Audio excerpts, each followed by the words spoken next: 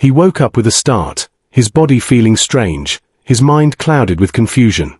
The last thing he remembered was standing under Earth's pale blue sky, and now he was somewhere else, a place that looked nothing like home. Tall structures glowed with colors he had never seen, floating machines moved silently through the air, and the ground beneath him seemed almost alive, pulsing faintly with energy. He tried to move, but his legs felt heavy, stiff as if they belonged to someone else.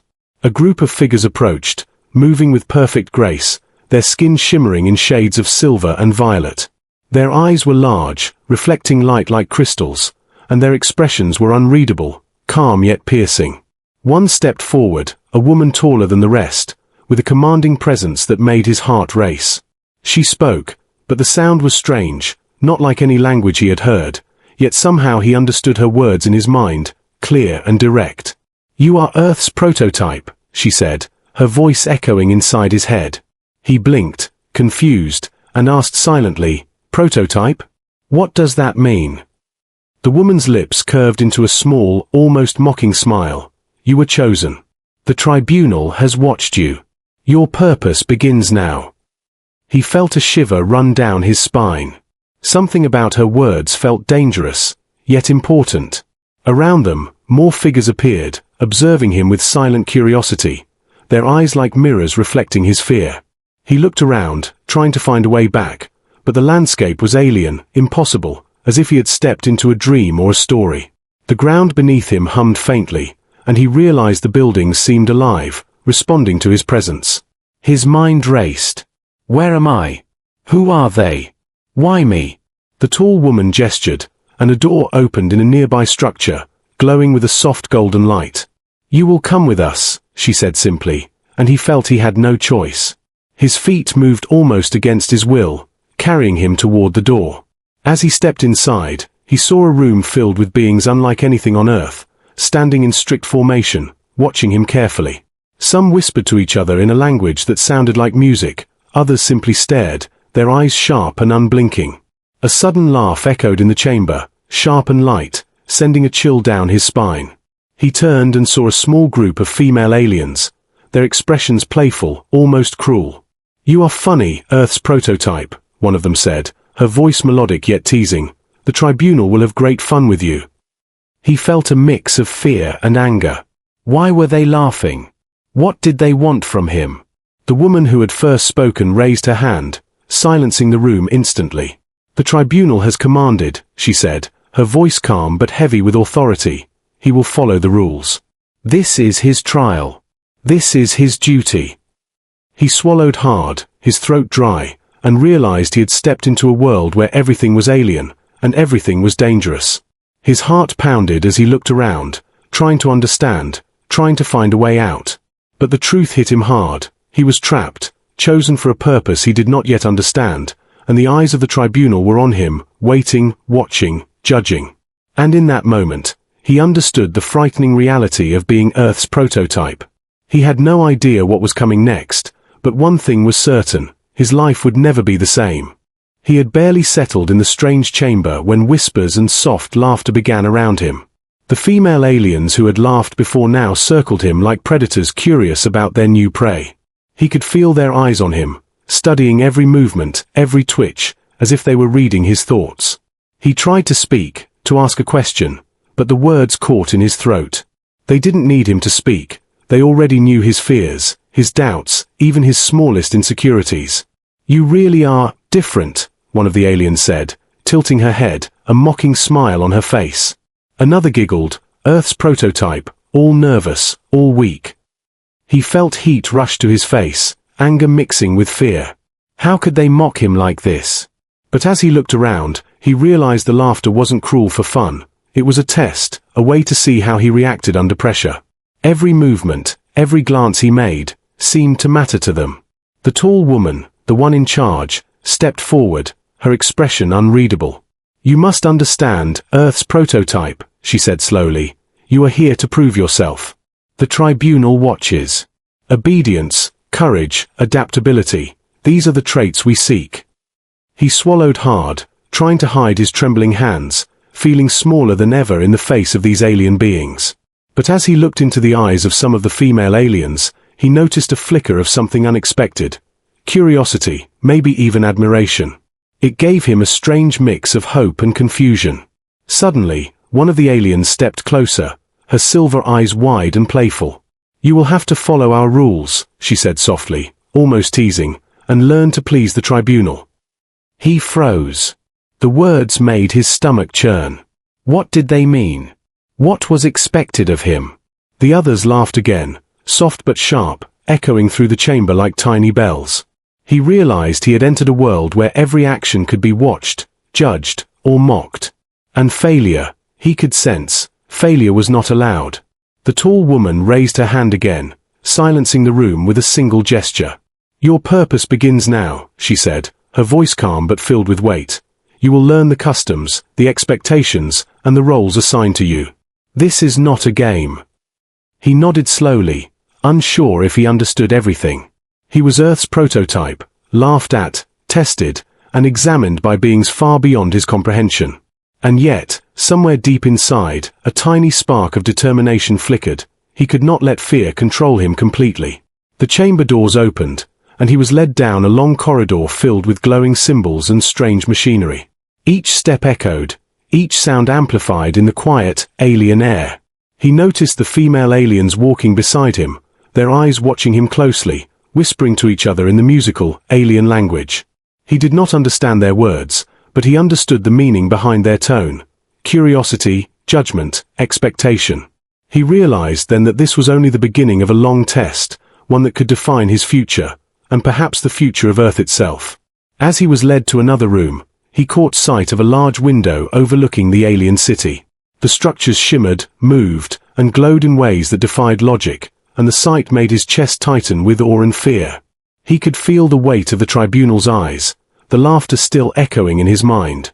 And he knew, without a doubt, that nothing in this world would be simple or kind.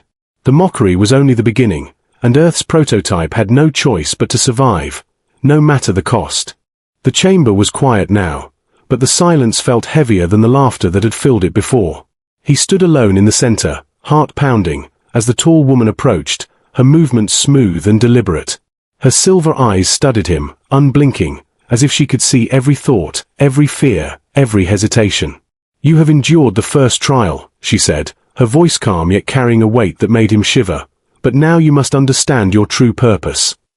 He swallowed hard, unsure if he wanted to hear it. The female aliens who had mocked him earlier stepped back, their curiosity now replaced with serious attention.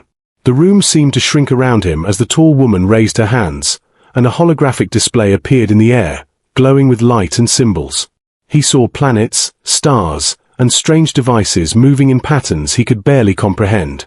"You are not here by accident," she said, her voice echoing through the chamber. "Earth's prototype is a test, a model of potential, of survival, of growth." He tried to speak, but no words came. "Your mission," she continued, "is to procreate with newly adult women. This is the command of the Tribunal." He froze. The words struck him like a thunderbolt, twisting in his mind. He had expected tests, trials, challenges, but not this. Not something so personal, so intimate. The laughter from the previous moments came back, echoing in his head, but now it felt like a distant warning rather than amusement. "You must obey," the tall woman said, stepping closer. "Refusal is not allowed. The Tribunal watches all. Your actions reflect not only on yourself, but on your world." He felt a chill run down his spine. His mind raced with questions. Why me? Why Earth? Why this? "You are different," she said softly, almost pitying, "and that difference is valuable. You were chosen because your potential can serve a purpose greater than you understand." He looked at the alien women nearby. Their expressions were neutral now, but their eyes were sharp, analyzing him. One of them spoke finally, her voice quiet but firm. "We are not cruel for pleasure. The Tribunal's command is not meant to harm you, but to test the limits of what your kind can endure." He wanted to ask more, to find loopholes, to understand a way out, but something in the room pressed on him, a weight of inevitability, a feeling that resistance was meaningless. The holographic symbols shifted again, showing him visions of Earth, strange experiments, and something he could not name. It dawned on him then, This was not punishment, not cruelty. It was a test of adaptability, courage, and survival. He swallowed, trying to steady himself. He realized that he could either fight, flee, or comply, but each choice carried danger and consequence. The tall woman's voice cut through his thoughts, calm and commanding. Your trial begins now. Learn the customs. Understand your role. Survive, and perhaps you will rise above the prototype. He looked down at his hands, feeling small, unsure, yet a flicker of determination sparked inside him. He had been mocked, tested, and ordered, but deep inside, he understood something vital. This trial was more than personal, it was a test for humanity itself.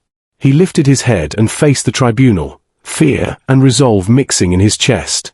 The room waited silently, the eyes of alien beings fixed on him. And for the first time, he understood the weight of the command. He was Earth's prototype, and the tribunal's order was now his reality. Survival meant obeying, understanding, and becoming more than he had ever imagined. The command weighed heavily on him as he walked down the glowing corridors. Every step echoed, every glance from the alien tribunal felt like it pierced his very thoughts. He had no choice but to follow their orders, but his mind raced, searching for a way to survive, to understand, to find some advantage. He was Earth's prototype, laughed at and tested, but he refused to be just a puppet in their experiment. The female aliens who had mocked him earlier walked beside him silently. He noticed how carefully they observed his reactions, their eyes sharp and calculating. One of them, taller than the rest, leaned closer and whispered, "The tribunal sees everything. But they do not see everything you think." He blinked, startled, feeling a spark of hope. Maybe he could learn, maybe he could find a way to turn the trial in his favor. As he entered a new chamber, filled with strange machines and symbols glowing in alien colors, he realized this room was different. It was quieter, calmer, yet he could feel the energy humming under the floor, pulsing through the walls. He studied the holographic displays, noticing patterns, connections between symbols, movements of planets and figures. A thought formed in his mind: if I understand this, I can survive, maybe even gain control. He started to pay attention to the aliens around him, learning their habits, their rules, their reactions. Each glance, each movement, each whisper carried meaning. If he could read it correctly, he could anticipate their next command. The tribunal had mocked him, tested him, commanded him, but they had also given him a chance to learn, to adapt, to become more than he had been. The taller female alien approached, her eyes softer than before, almost like she was offering guidance. "You are clever," she said, "but clever alone will not save you. You must also understand the hearts of those around you. Learn their ways, or the trial will end badly." He nodded, realizing that this was not just a physical trial or a command. It was a test of mind, of patience, of strategy. He began to formulate a plan, piece by piece, learning which actions would please the tribunal and which would draw their ire. Every smile, every movement, every word became a tool, a way to survive. But even as he adapted, he discovered something troubling. Secrets the tribunal had not expected him to notice. Hidden patterns, slight differences in behavior, small weaknesses in their routines, small openings in their control. A thought flickered through his mind: if I can use these, I might not only survive, I might even change the outcome of this trial. The female alien beside him seemed to notice his thoughts, and she smiled faintly, almost approvingly. "Careful," she said softly, "the tribunal watches. But perhaps some rules can bend if you understand them fully." He felt a surge of determination. This was his chance, his moment to act, to adapt, to turn fear into strength. He realized that survival would require courage, patience, and cleverness in equal measure. And as he looked around at the glowing symbols, the hovering machines, and the alien tribunal, he knew that the real test was only beginning. He had a plan now. Not a perfect one, not a guaranteed one, but a plan to survive, to learn, and maybe, just maybe, to turn the tribunal's command into an advantage. And with that, he stepped forward, ready to face the next stage of the trial, knowing that every choice mattered, every action counted, and every second could change everything. The chamber was quiet, almost too quiet, as he stepped forward, his mind racing with the plan he had carefully prepared. The tribunal's eyes followed him from above, sharp, unblinking, weighing every choice, every movement, every breath.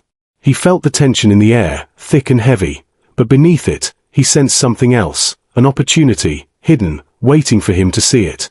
This was the moment that would decide everything, not just for him, but perhaps for Earth itself. The tall woman approached once more, her expression calm but powerful. "You have learned much, Earth's prototype," she said, her voice echoing through the chamber. "But now, you will understand the truth of your trial." He felt a chill run down his spine, his heart pounding faster than ever. The holographic displays flickered to life, showing images of Earth, of humanity, and of countless experiments.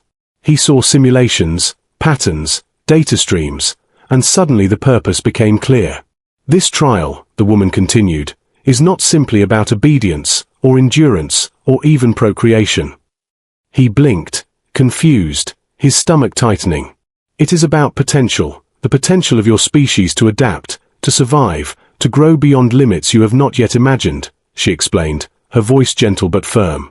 The female aliens who had observed him all this time stood silently, their expressions serious, almost respectful now.